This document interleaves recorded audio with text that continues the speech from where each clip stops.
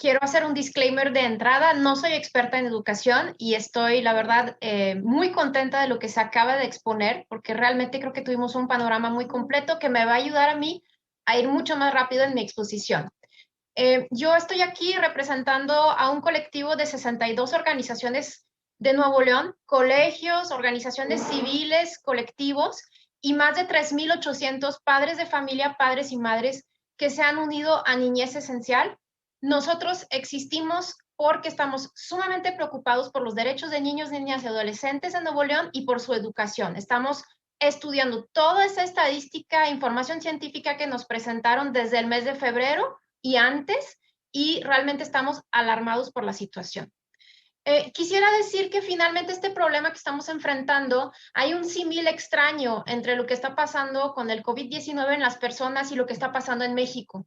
México era un paciente con enfermedades crónicas, con comorbilidades, y llega el COVID y nos pega durísimo en México. Entonces el COVID ha venido a empeorar situaciones que ya eran preexistentes y yo creo que se ha dicho el día de hoy, es muy importante recalcarlo. La duda que tenemos es cómo vamos a salir de esta crisis. ¿Vamos a salir más sanos, más fuertes o vamos a salir muy debilitados? Y yo creo que la decisión está en nuestras manos. Podemos decidir cómo salimos de ahí.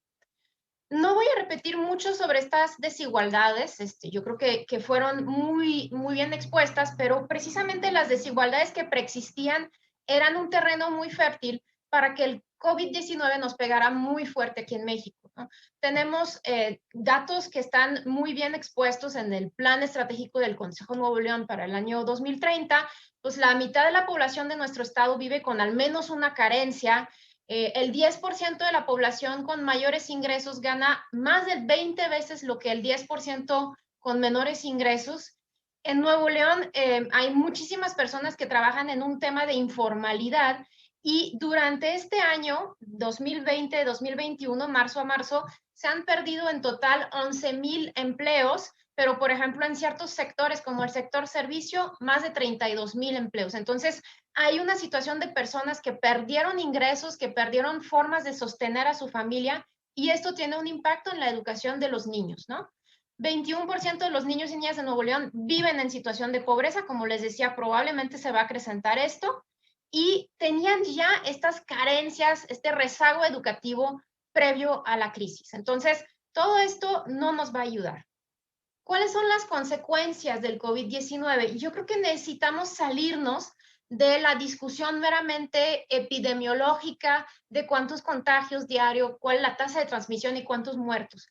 El impacto sistémico es mucho más grave del COVID-19 y lo hemos escuchado toda la mañana. Hay muchas afectaciones a la salud física de las personas cuando más sanos deberíamos de estar, cuando más deberíamos de cuidar nuestra salud física. Los niños, por ejemplo, han estado sujetos al encierro en casa y ya se ha observado un aumento de la obesidad y del sedentarismo. Hay consecuencias que también se expusieron en salud mental y emocional, lo han mencionado muchos de los expositores, problemas de estrés postraumático, prácticamente como haber estado viviendo en un conflicto o haber presenciado una balacera.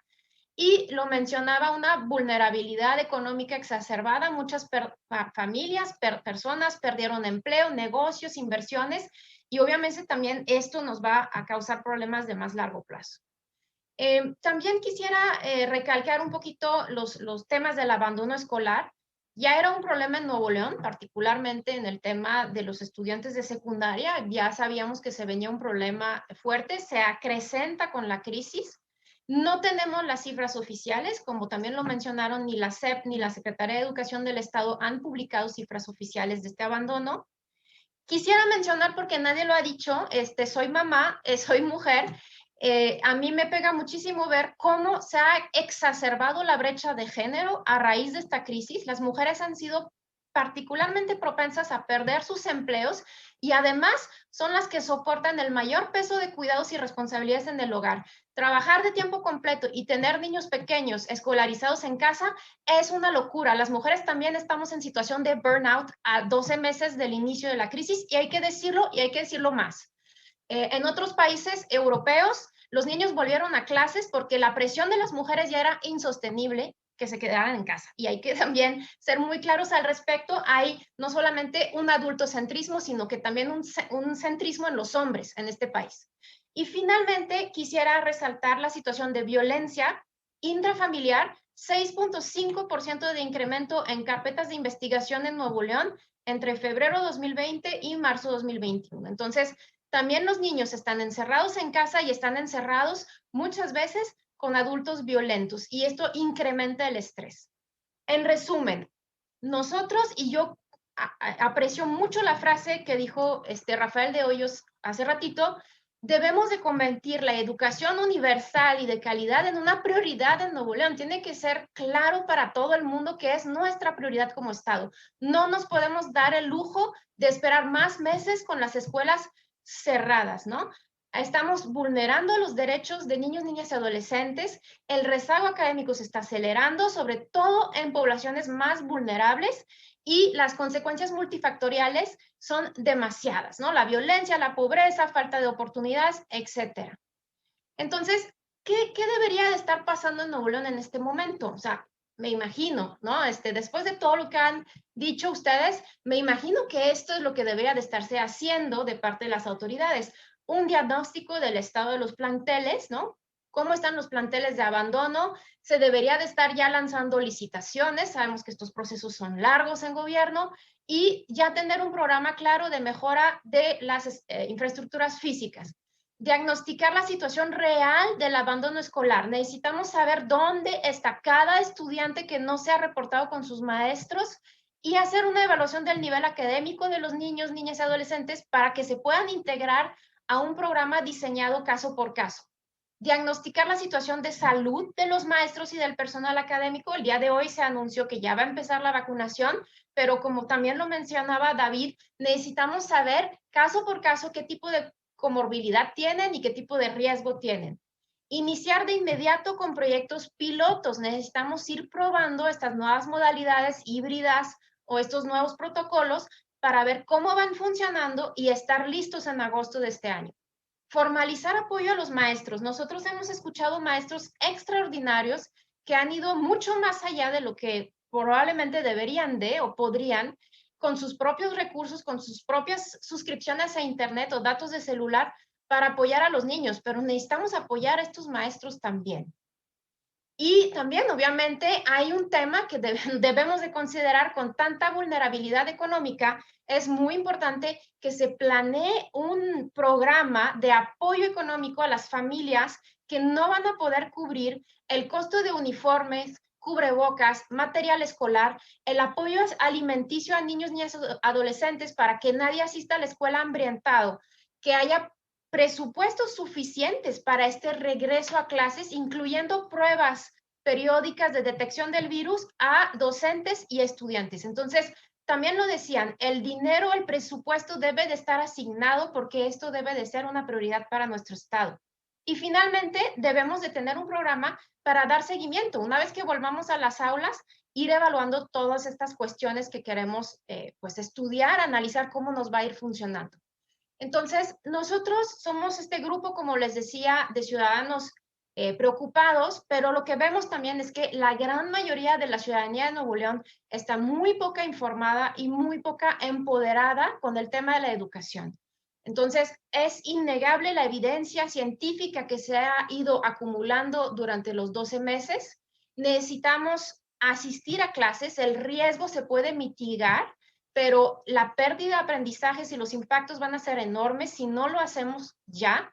El gobierno debe de tener un plan de regreso. En este momento en Nuevo León hay elecciones y lo voy a decir tal cual. No vemos que hay un interés del gobierno por empezar a avanzar en estas cuestiones. El sindicato de la educación tampoco han manifestado un interés en esto y hay un chantaje con la vacunación. Afortunadamente ya se está liberando a nivel nacional este tema, pero en otros países, hay que decirlo claro, los niños están acudiendo a clases desde el año pasado y los maestros no estaban vacunados y como lo dijo Rafael, no hubo problemas sanitarios. Tenemos que superar el miedo y tenemos que reivindicar el derecho a participar en las decisiones que impactan tanto nuestro futuro como el futuro de nuestros niños. Los ciudadanos estamos dispuestos en hacernos corresponsable de esta problemática que se está enfrentando, pero no solamente padres y madres de familia, empresarios y cámaras y en general todo el sector educativo se tiene que movilizar para esto. Entonces, nosotros estamos actualmente buscando crecer una masa crítica de ciudadanos que esté realmente empujando a favor del regreso presencial a las aulas y que se sepa que hay una urgencia en este tema y modificar el equilibrio actual para que realmente sea el interés superior de los niños, niñas y adolescentes que sea más importante que consideraciones políticas, ¿no? ¿Qué puede trabajar sociedad civil para estar listas? Nosotros ya vamos a empezar como grupo de sociedad civil a trabajar en nuevas modalidades para el regreso. Todo esto que comenta, por ejemplo, UNICEF, que tiene protocolos ya elaborados, lo vamos a recuperar y lo vamos a poner a disposición de escuelas privadas públicas. Necesitamos trabajar un plan de contención socioemocional. Igual vamos a aprovechar lo que ya está, no se trata de inventar el hilo negro, una planeación adecuada de los espacios en los planteles, también proponer que se puedan usar espacios exteriores, hay que salirnos un poquito de la caja y ver las cosas diferentes. También necesitamos un semáforo municipal, es decir, necesitamos que haya una forma de poder cerrar eventualmente municipios o distritos donde hay una alta tasa de contagio, pero no cerrar todo el estado de Nuevo León. Tenemos zonas rurales donde no ha habido ni un caso en meses y las aulas siguen cerradas ahí. En conclusión, yo quisiera decir que no nos podemos dar el lujo como país de mantener cerradas las escuelas si ya se han perdido 5.2 millones de personas, estudiantes en el sistema educativo en 12 meses. Cada día que pasa la situación se está empeorando. Y pues hacer un llamado a las personas que nos están escuchando el día de hoy a unirse a Niñez Esencial, a adherirse, entren a nuestra página www.niñezesencial.org y apoyen nuestras actividades. Vamos a lanzar esta Comisión Ciudadana de Planeación del Regreso a las Aulas, esperando que se sume el gobierno y seguiremos dando difusión y visibilización de la prioridad de la educación para todos los ciudadanos de Nuevo León. Muchas gracias.